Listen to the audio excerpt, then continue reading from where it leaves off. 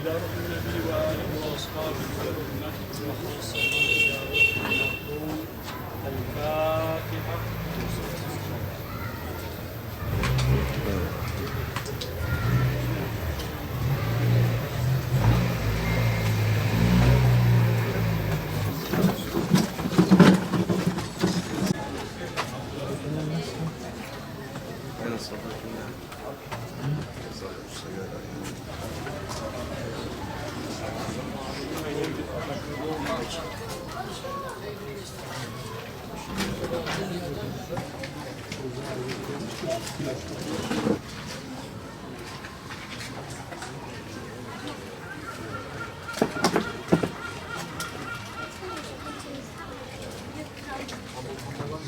Abi 3 tane çay alabilir miyiz?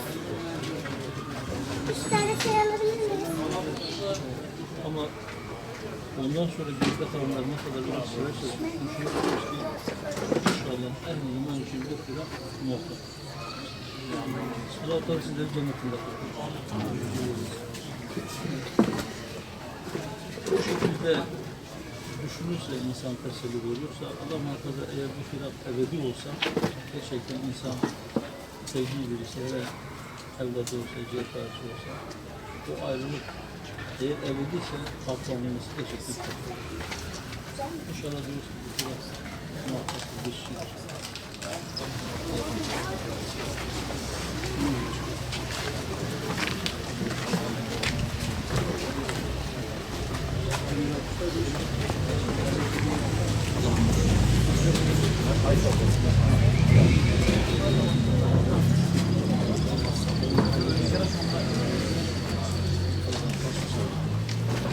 Tamam.